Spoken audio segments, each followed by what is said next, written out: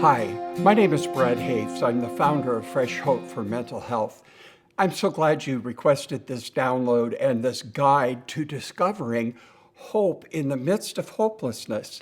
I want to tell you, I'm not talking about this from some kind of academic perspective or a theological perspective, but I'm talking about it from personal experience. All of our materials, everything that we do at Fresh Hope, comes from the perspective of Christians who have been there and lived through it. It's a peer-directed and peer-written kind of approach to mental health.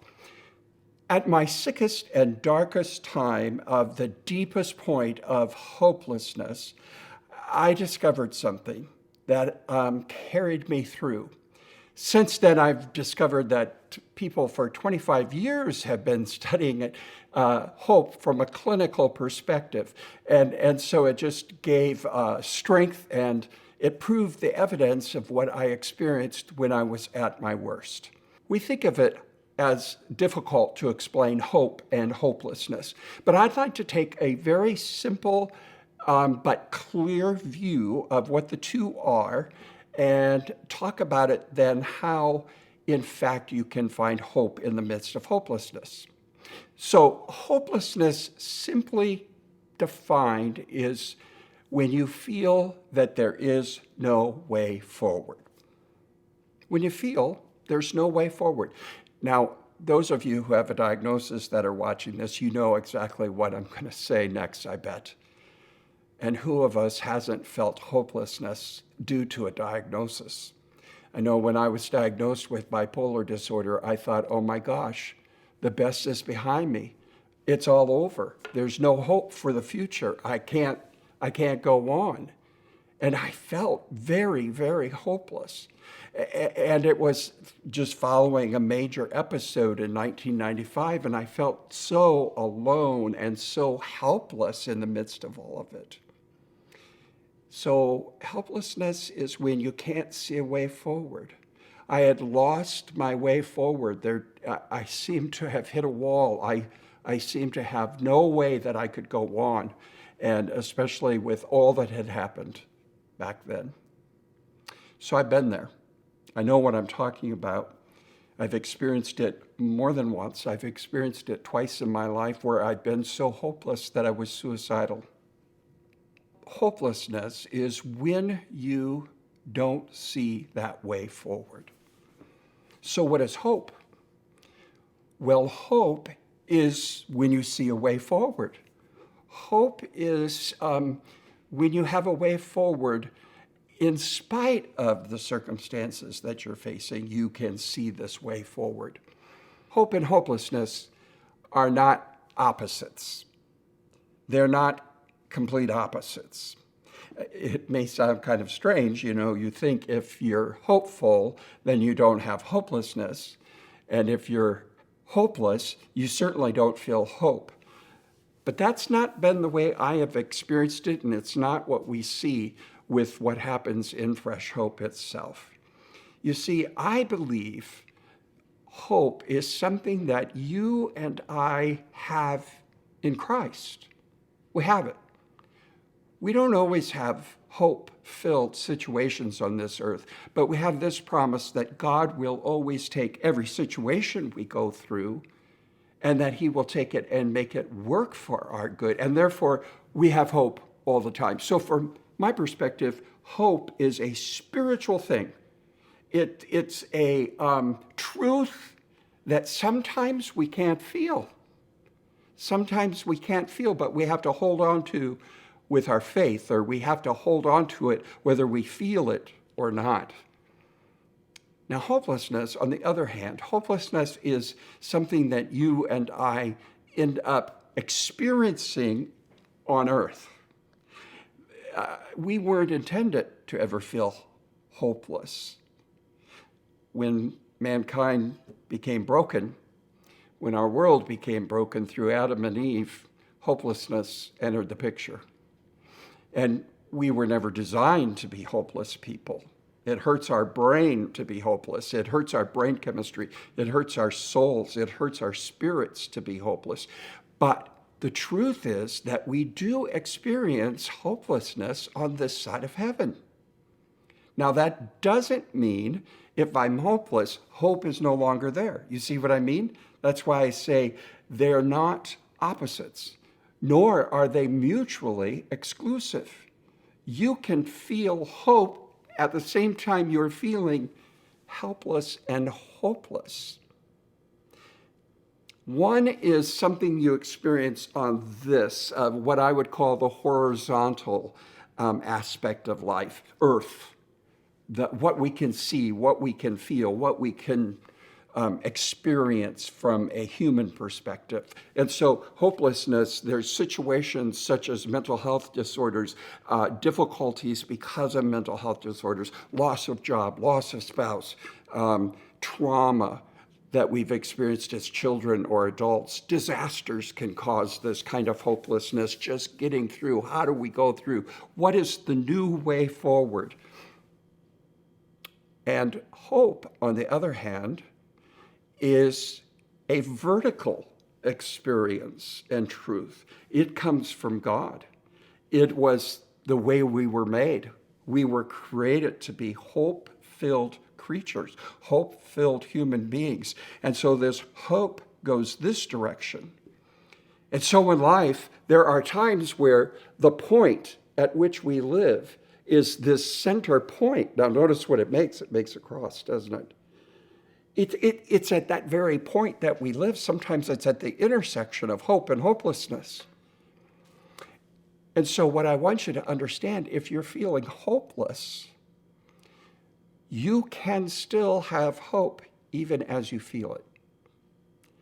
If you're feeling hopeless, just know this, whether you feel it or not, you can in fact hold on to the real hope. There's 25 years of research on the subject of hope, clinical research on how hope works.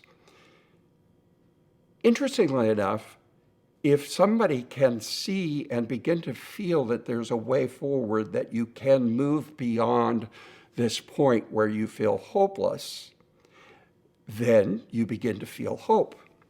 Now, that's great.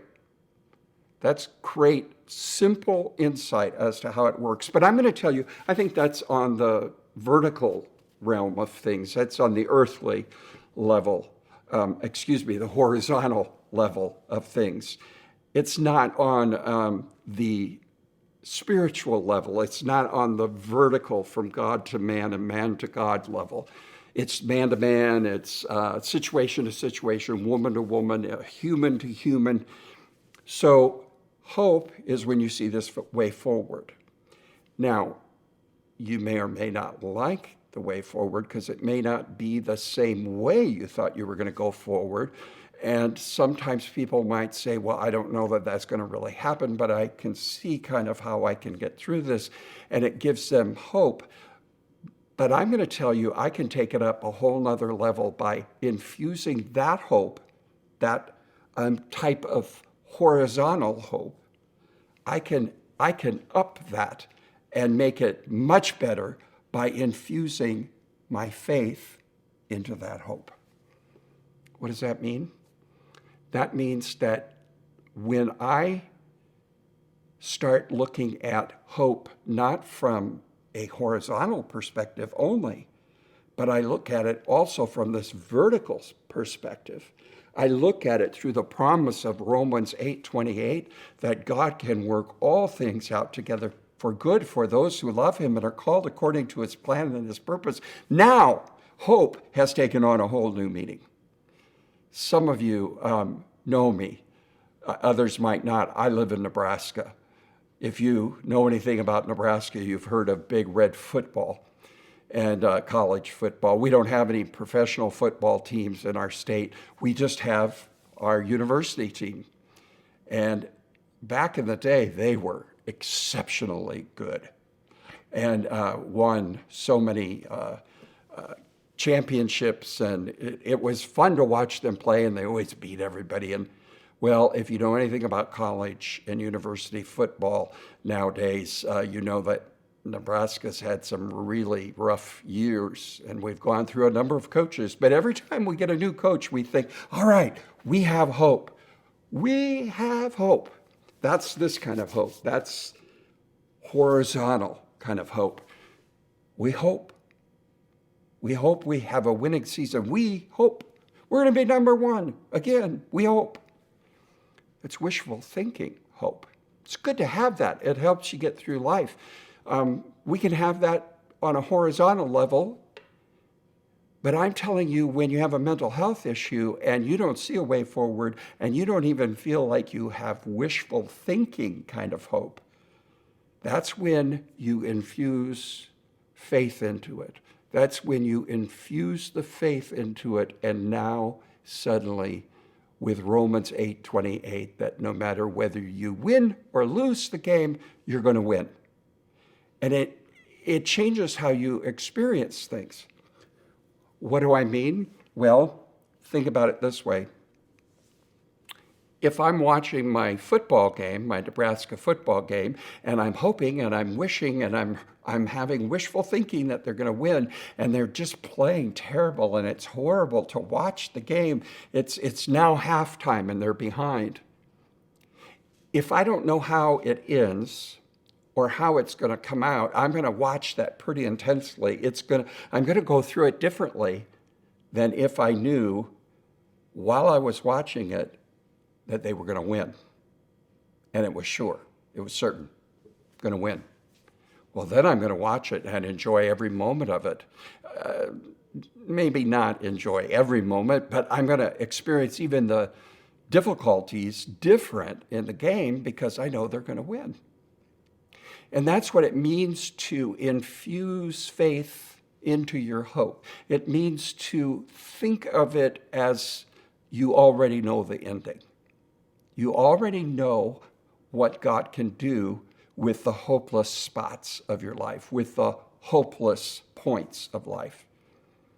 And so as you experience it, yes, you feel hopeless, but it does not mean that you are without hope. And you have to express that hopelessness. You have to be able to express it. And here's where the Christian church really does a number on us many times. Well-meaning people tell us, well, you just got to have more faith. You just got to pray more. You just got to trust God more, blah, blah, blah, blah, blah, blah. And what we do is we tell people, don't feel that pain. Don't express your hopelessness. Don't, as though it's not in the Bible. It's all over. Read the Old Testament. Most of the Psalms sound like David's pretty desperate and hopeless. And see, the truth is that in amongst all of that hopelessness, David always comes back to the fact that from a vertical perspective, he has hope. And that gives him strength to endure the horizontal hopelessness that he at times has. We get ourselves in trouble when we tell people, pray, trust God, there's always hope, there's never a hopeless situation, and not allow them to express their hopelessness. I want to tell you, if you feel hopeless, it's okay. Express the hopelessness. But also know and just choose to hold on to that God will get you through this. There will be purpose in the pain. He will reuse it. He will reinvent it. He will redeem your pain. So finding hope is not about a bunch of trite spiritual sayings. It's about a reality, a truth. It's about a vertical truth of God to man, man to God, but God to man. It's God's assurance that there is always hope, that there is hope. It just happens to be that in this life, as we experience it, we have bouts of hopelessness. We have times where we're hopeless, but that does not mean we are without hope. So one can say you discover hope in the midst of hopelessness. Or maybe you can say you actually experience hopelessness in the midst of hope. Because that's really what it is. From God's perspective, we have hope. It's eternal. 1 Corinthians 13 says faith, hope, and love. Now these three remain. Hope being one of them. Interestingly enough, that's the truth. It's true now, it's true in the future, it's true for all time and eternity. Hope exists. Hope is there. Everybody has hope. There's always hope. That's the truth. But we do have bouts of hopelessness in that truth. We experience it, and it's okay. The way God designed us is we can let that out. We can express that. And after we've let all that out and gotten it out, and it may take days, sometimes it can take weeks, it can take months. And I do want to say one thing. If you have a chemical imbalance in your brain, it's extremely difficult to choose anything except the lie that your brain is telling you that you're in a hopeless situation, which is a chemical lie to you. But nonetheless, it's next to impossible. So it's imperative to be willing to have the doctor and the medical people help you when there's a brain chemistry issue. If you took me and shot me up with methamphetamines tonight in the middle of the night without me knowing, I'm not going to wake up the same person. I'm not going to be who I am in my right mind. I'm going to be out of my mind. I'm going to have a difficult time navigating through life until that methamphetamine wears off. And that's what happens when a brain is having chemistry issues. It's hard to be who you really are. People will say, well, just choose. Think about it. No, the truth is, you are going to not be able to touch hope and all of those things as easily as you can when your chemistry straightened out in the brain. I'm not sure that was the best way of saying it, but I think you know what I mean. The more straightened out the brain chemistry is, the more easily one can then choose hope by faith, faith-infused hope.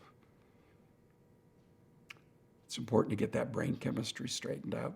There's no shame in it. It's just the way it is.